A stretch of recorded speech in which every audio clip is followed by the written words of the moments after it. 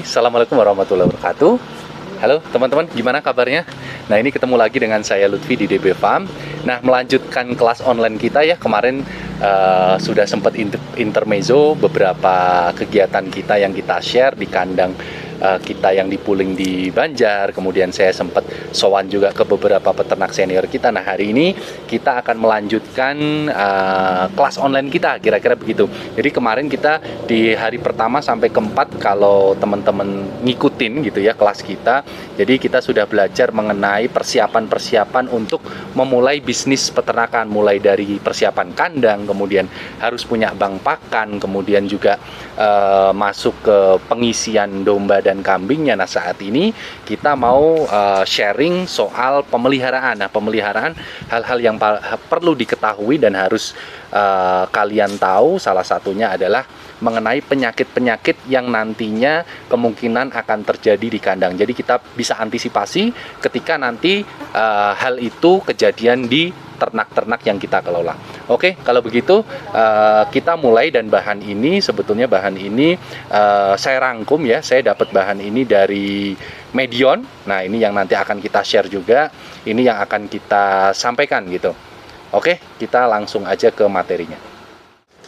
Oke, teman-teman, yang harus kalian ketahui soal penyakit yang nantinya bisa kejadian sama ternak kita. Jadi kita harus memahami dulu jenis-jenis penyakit itu, selain penyebabnya juga faktornya. Nah, jadi kalau saya sendiri membagi jenis penyakit ini ke dalam dua kategori utama dulu. Jadi jenis penyakit yang bisa menyebabkan infeksius dan satu lagi yang non-infeksius. Artinya apa? Jadi yang infeksius itu jenis penyakit yang nantinya bisa menular ke ternak yang lain, dan yang non-infeksius itu artinya tidak ada perpindahan atau transfer penyakit itu secara horizontal antar ternak. Jadi yang non-infeksius artinya itu akan terjadi di satu hewan dan itu tidak akan menyebarkan penularan ke hewan yang lain. Nah, bicara soal penyakit yang infeksius sendiri, itu penyebabnya juga ada beberapa gitu ya. Di antaranya seperti yang disebabkan oleh virus, kemudian ada bakterial, kemudian ada yang jamur, dan satu lagi adalah parasit. Nah, itu jadi penyebab-penyebab itu yang seharusnya nanti harus kita atasi gitu. Nanti kita bicara lebih dalam lagi per masing-masing penyakitnya gitu ya. Kemudian kalau yang non-infeksius ya seperti ini ada kembung. Kemudian nanti biasanya kalau teman-teman nemuin ternak kalian itu kejang setelah makan rumput. Nah, itu biasanya kita sebutnya penyakit kejang rumput ya. Biasanya kalau rumput terlalu muda seperti itu. Kemudian biasanya juga keracunan bahan pakan seperti sianida atau hal-hal toksik-toksik yang lain gitu. Itu yang non-infeksius. Oke, kita langsung masuk ke jenis penyakit yang disebabkan oleh virus. Jadi yang paling umum itu ada penyakit yang disebut ORF. ORF itu apa? Jadi penyakit yang disebabkan oleh virus ORF ya. Nah, itu biasanya penyebarannya itu bisa disebabkan oleh penularan dari jenis ternak lain secara langsung gitu, ataupun dari kontak tidak langsung. Nah, itu biasanya di tempat makannya sudah terkontaminasi virusnya, atau tempat dia main dan lain sebagainya gitu. Nah, kira-kira ciri-cirinya seperti apa? Jadi nanti umumnya yang paling umum ORF itu terjadi di bagian mulut ya, di bagian mulut, tapi bisa menjalar sampai ke bagian-bagian lain, ke bawah telinga dan lain-lain. Nah, yang perlu disiasatin ini teman-teman, artinya harus tadi sebelum itu kejadian, kalau sudah ada yang kejadian harus memisahkan hewannya. Kemudian harus mengisolasikan lokasi yang sudah terinfeksi virus. Jadi virusnya itu harus dibersihkan. Kalian harus bersihkan kandangnya, kalian cuci, kalian disinfektan gitu. Nah, secara tradisional ini virus ORF atau keropeng ya, atau orang Jawa bilang bengeren, seperti skabies gitu ya. Nah, itu sudah parah, jadi nanti akan bonyok, bernanah seperti sariawan awalnya gitu. Jadi itu banyak orang yang tradisional bisa mengatasinya dengan bahan oli, kemudian bahan bensin supaya cepat kering. Mitosnya seperti itu, tapi saya sarankan untuk tidak melakukan itu. Karena apa? Itu akan memperparah dan membuat rasa nyeri yang luar biasa ke si hewan ternak kita. Jadi baiknya kita bisa siasati pengobatannya secara obat luar maupun obat dalam. Obat dalam kalian bisa lakukan injeksi antibiotik supaya tidak terjadi penularan bakterial secara sekunder. Kemudian kalau untuk obat oles kalian bisa berikan salep, dan biasanya bahan-bahan yang mengandung tetrasilin ya, super tetra itu bisa dioleskan, atau juga bisa kalian injeksikan yang paling umum, obat paling umum di peternak yaitu obat antiparasit yaitu Wormectin, dan Ivermectin, Wormectin dan lain sebagainya. Dan pastikan karena sifatnya itu ada penularan secara horizontal, jadi pakan itu juga harus kalian perhatikan. Pakan yang lembab itu lebih mempermudah kontaminasi, jadi usahakan pakan itu dalam kondisi kering gitu. Nah, itu penyakit yang disebabkan oleh virus yang pertama. Kalau virus yang lain seperti ngorok, nah ngorok itu juga bisa terjadi, itu biasanya dikarenakan virus yang terjadi di pernafasan. Nah, itu kalian biasanya menemui si domba atau kambing itu akan pernafasannya terganggu gitu, jadi seperti orang ngorok, apalagi kalau dia sedang istirahat gitu ya, nafasnya itu akan tersengal-sengal. Nah, itu paling gampang siasatnya adalah dengan kalau tradisional biasanya saya biasanya lakukan pemberian kunyit itu untuk membantu pencernaan sekaligus anti-inflamasinya, antiseptiknya untuk di pernafasnya biasanya saya berikan bawang putih gitu. Nah, bawang putih. Nah, kalau obat injeksi yang bisa diberikan secara medis itu kalian bisa suntikan penstrap, kurang lebihnya begitu. Oke. Kita lanjut ke penyakit infeksius yang disebabkan oleh bakteri ya. Jadi tadi virus sudah, nah sekarang bakteri biasanya itu apa sih jenis-jenis penyakit yang nanti biasanya kita temuin. Jadi biasanya ada kambing belekan atau pink eye biasanya sebutannya, yang lebih dalam bahasa medisnya seperti itu. Kemudian radang ambing atau mastitis ya. Mastitis itu juga disebabkan oleh bakteri. Nah, ini kalau seperti pink eye atau belekan itu biasanya disebabkan oleh adanya kotoran yang masuk ke area mata gitu. Nah, ini biasanya itu bisa kita siasati dengan seperti kita kalau naik motor harus kita bersihkan gitu kan, dengan Insto atau dengan, maaf nyebut merek ya, dengan pembersih mata yang lain. Nah, ini kita juga bisa siasatin gitu. Jadi umumnya dalam perjalanan itu pasti akan ada debu yang masuk. Nah, usahakan SOP di kandang kalian ketika hewan itu baru turun itu segera bersihkan matanya. Bisa menggunakan obat dari medis itu dengan bahan tilosin, semprotkan, atau kalau kalian mau cara tradisional bisa diberikan dengan ramuan dari daun sirih, daun kelor, itu bisa kalian bikin rebusan daunnya dan itu semprotkan ke matanya. Itu akan mengembalikan netralisir dari tadi debu-debu, bakteri-bakteri penyebab penyakit pink eye. Dan ini usahakan rutin pemberian pagi sore. Insya Allah dalam periode 3-5 hari insya Allah sudah bisa teratasi kemudian. Nah, bagaimana kalau kalian nanti menemuin indukan yang sudah lahiran susunya bermasalah atau radang ambing. Nah, ini biasanya penyebabnya apa? Yaitu sama disebabkan oleh bakteri. Nah, ini kalau sudah kejadian seperti ini, air susunya sudah tidak bisa lagi dimanfaatkan oleh si cempe, bahkan bisa membahayakan. Artinya kalau kalian menemuin kejadian mastitis atau radang ambing, itu harus segera diatasi. Itu dengan bisa membersihkan, menguras radang ambingnya, atau kalian juga bisa menyuntikkan antibiotik long aktif ya, yang disuntikan ke bagian ambingnya gitu, atau ada salah satu obat yang khusus untuk mastitis yang bisa kita injekkan ke dalam putingnya, itu kita bersihkan untuk menormalisasi. Tapi biasanya yang sudah terkena radang ambing itu fungsi produksi susunya itu sudah tidak bisa normal kembali 100% gitu. Nah, ini siasatnya buat cempe-cempenya juga harus ditreatment untuk diberikan susu secara mandiri ya, terpisah. Oke, itu kira-kira yang nanti mungkin teman-teman bisa ketemu penyakit-penyakit infeksius dari virus dan bakteri. Nah, ada juga yang disebabkan oleh penyakit seperti parasit dan jamur gitu ya.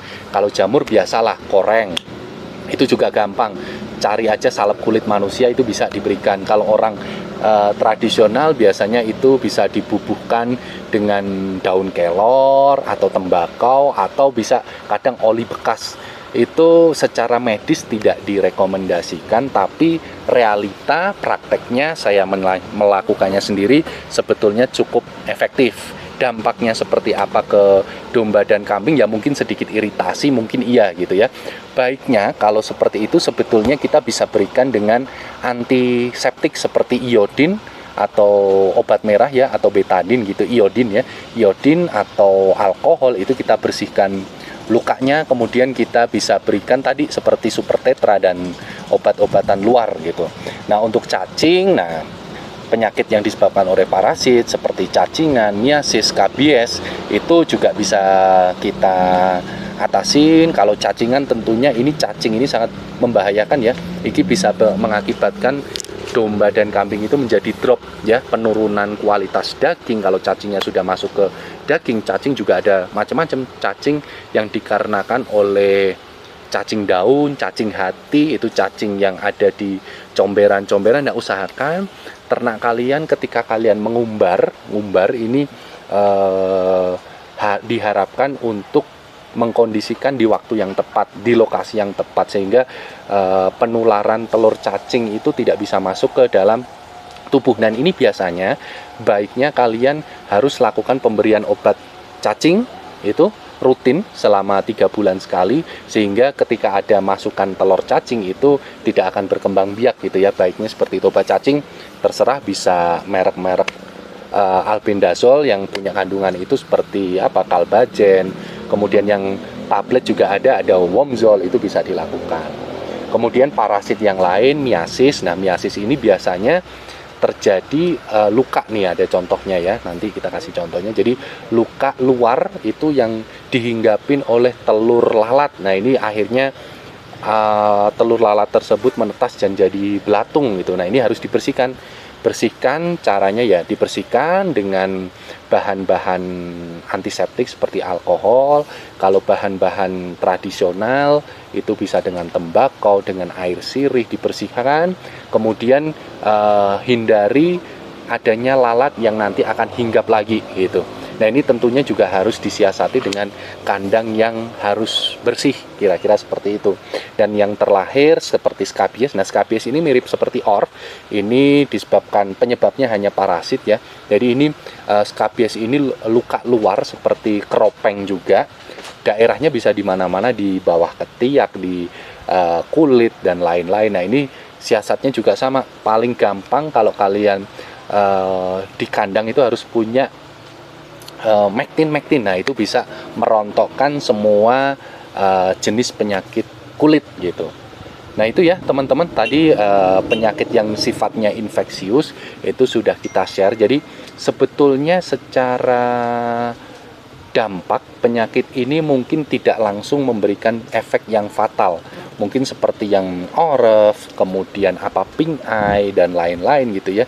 Miasis itu mungkin tidak dalam jangka periodik yang cepat bisa menyebabkan kematian atau akibat yang fatal buat si domba dan kambing. Namun demikian juga jangan menyepelekan, karena dengan sifat penyakit ini yang terlalu lama dan memberikan rasa efek yang sakit kepada domba kambing, itu akan menyebabkan drop si domba dan kambing, kondisinya drop, semakin lemah, dan akhirnya dia kecenderungan tidak mau makan, lesu, dan menjadi penurunan, dan itu yang menyebabkan fatal. Bahkan nanti karena tidak mau makan jadi kembung. Nah awalnya dari sakit infeksius tadi akhirnya jadi kembung gitu. Nah itu yang bisa menyebabkan fatal, kira-kira begitu. Oke. Kalau penyakit-penyakit yang sifatnya non-infeksius seperti kembung, nah itu mungkin sudah banyak sekali ya. Kalau saya sendiri, cirinya pasti kalian teman-teman sudah banyak yang tahu. Jadi perut bagian kiri itu membesar, nafsu makan berkurang, kemudian ada rasa sakit yang hebat, biasanya cenderung lesu dombanya. Nah itu kalian harus segera berikan tindakan. Kalau untuk obat-obatan tradisional seperti pemberian ini prebiotik untuk memperbaiki rumen gasnya yang terlalu banyak gitu ya, itu bisa kita berikan juga. Namun saya sukanya yang paling cepat sediakan aja obat injeksi, itu bisa meredakan gas, menetralisir gas, sehingga rasa nyeri yang dialami oleh si domba kambing itu akan netral dan akan terbuang dari feses, urin dan lain-lain. Itu kalian bisa injeksikan obat-obat seperti flunixin itu atau tipanol. Saya biasanya pakai tipanol dari Sanbe. Itu reaksinya cepat. Jadi kalau sudah kembung kita berikan itu, insya Allah sih masih tertolong. Saya pernah juga melakukan cara-cara tradisional terapi seperti mengeluarkan gas dari lubang anusnya, kita masukkan seperti batang daun pepaya, pohon pepaya, kemudian kita urut, itu bisa. Cuman mungkin cara singkat tadi bisa kalian sediakan obat injeksi tadi ya di kandang kalian. Nah, keracunan sianida juga sama, itu non infeksius penyakit. Kalau terjadi keracunan, paling gampang saya sediakan, kalau obat di apotek kalian bisa sediakan norit. Kalau tradisional mungkin sediakan air kelapa gitu ya, dan madu, itu bisa membantu. Kemudian kalau kejang rumput itu sama treatmentnya seperti kejadian keracunan gitu ya. Jadi bisa kalian treatment dengan arang karbon itu untuk menetralisir keracunannya, atau dengan air kelapa. Nah, itu kira-kira secara singkat, padat, dan semoga bisa menambah informasi gitu ya. Jadi ketika nanti ada domba dan kambing kalian yang punya kejadian yang sama, kalian sudah ada gambaran sedikit lah. Saya nyampaikannya dengan cepat dan singkat saja gitu ya. Nah, buat teman-teman nanti yang mau konsultasi boleh, karena tadi kan materinya saya sampaikan dengan cepat, karena memang nanti case-nya bisa disampaikan ini case by case gitu ya. Artinya satu case mungkin kejadiannya tidak selalu sama. Itu kalian seperti biasa bisa komen, nanti akan saya jawab, atau bisa japri langsung ke WhatsApp saya, itu monggo saja. Oke ya teman-teman, mungkin itu dulu untuk kelas tambahan kita peternak pemula kali ini. Semoga bisa menambah wawasan buat kalian yang ingin memulai beternak. Nanti kita ketemu lagi di materi kelas yang lain di tayangan-tayangan berikutnya. Kita ketemu lagi. Wassalamualaikum warahmatullahi wabarakatuh.